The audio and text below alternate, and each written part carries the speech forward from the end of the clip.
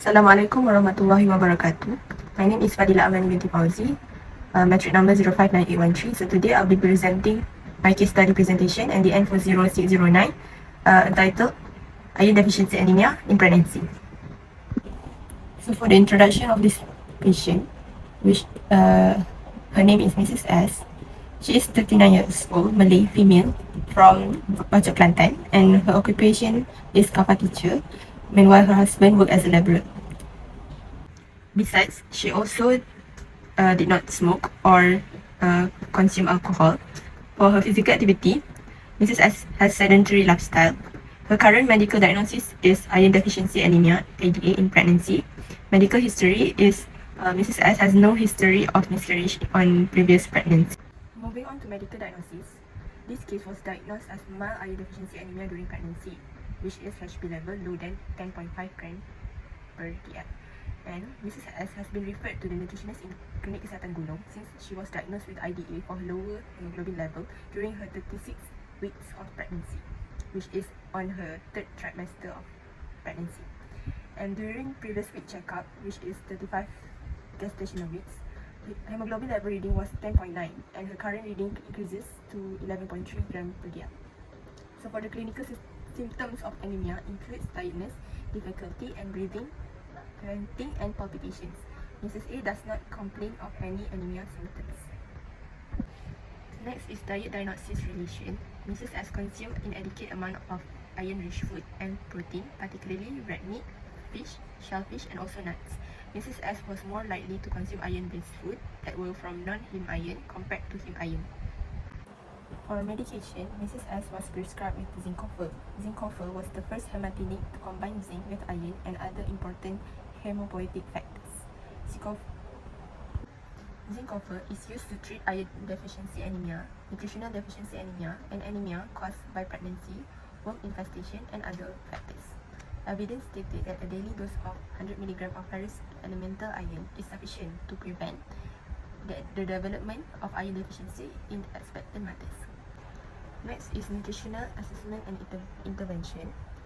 So for the weight of Mrs. S during pre-pregnancy is 47.5 kg and her current weight is 57.8, which means she has already gained 11.3 kg during her pregnancy, and for her height is 1.6, and her BMI for pre-pregnancy is 18.6, which is normal, and current BMI is 22.6, which is also normal. So for the dietary intake of Mrs. S, the first one is food checklist of protein. So for the protein intake, Mrs. S only take chicken liver once in a week, which total up to 60 calories. Meanwhile, red meat twice in a week, which total up to 480 calories.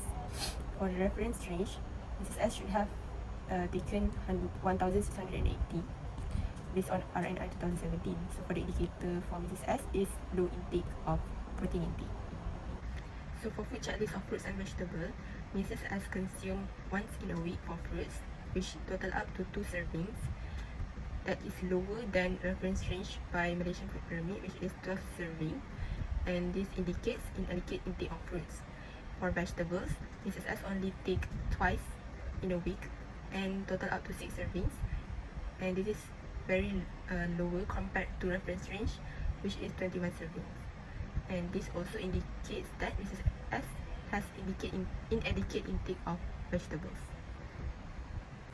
So for the estimated calorie from protein intake based on FFQ that I have done was for 540 kcal per day. An estimated number of servings for fruits and vegetable intake based on a food frequency questionnaire is 8 servings only. So as a continuation, behavior, knowledge, attitude and motivation of patient. Mrs. S claimed that she was lack in knowledge, especially dietary recommendation for protein intake and iron-rich food. And she also does not have any disease signs or symptoms that affecting her nutrient intake. In terms of food supply and availability, Mrs. S claimed that she lacked in food supply and had to buy food that are cheaper since Mrs. S has a big family and has a low income and also classified as P40 family. And Mrs. S also does not like to eat most of the fruits and vegetables. She tends to eat same diet to save their budget. For nutritional diagnosis, Mrs. S has inadequate iron intake related to low consumption of iron-rich food as evidenced by hemoglobin level 10.4 gram per dl. Next is nutritional intervention. For the first one is short-term boost, where the objective is to modify patient's diet by increasing her intake of iron-rich food and a balanced meal corresponding to 2,300 kcal per day. So for the principles, we are going to aim for a normal hemoglobin reading before the next appointment, which is HB more than 11, and to increase intake of iron-rich food, and also to practice Malaysian healthy plate, which is quarter half during main meals. For the long-term goals, the objective is to maintain a normal hemoglobin value and prevent the relapse of anemia. So for the principles is to educate on the consequences of anemia and also to encourage the patients on practicing healthy and active lifestyle. Is energy, macronutrient and requirement distribution. So for the energy requirement calculation, we use Harris-Benedict equation, and the total intake that we got is 1,834.71 kcal, and due to Mrs. S on her third trimester, she need to add another 470 kcal, which total up to 2,304.71 kcal per day. And for the quick method, we got 2,204 kcal, which we use per current weight times by 30, and range of 2,200 to 2,300 kcal per day was chosen for the total energy intake. So next is the conversion of grams into exchanges.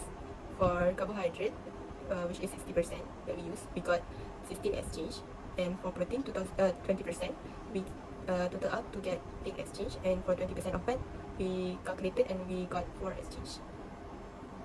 So based on the conversion of gram into exchanges, this is the distribution table of exchanges into a few types of food group like low fat milk, simple sugar, fruits and vegetables, and fish and shellfish, meat and substitute, and also fat. So this is the menu for day 1, and this is the menu for day 2. This is the menu for day 3. The menu planning has include breakfast, morning tea, lunch, afternoon tea, dinner, and also supper. This menu plan also highly considered the intake of iron-rich food and also food that is good for absorption of iron. Nutrition monitoring and evaluation. The evaluation was conducted by using biochemical measurement for hemoglobin level and dietary intake to value any positive changes from current condition. The evaluation of dietary intake used to monitor the intake of energy, protein, fruits, and also vegetable intake. Evaluation and monitoring were not applicable as we were not monitoring the case, and the case study was given during the RCP session with the patient by our field supervisor. Moving on to the discussion, based on Mrs. S case, there is lack of adequate iron in diet or malabsorption will cause iron deficiency anemia, IDA, which also affect millions of people in the world, especially pregnant women.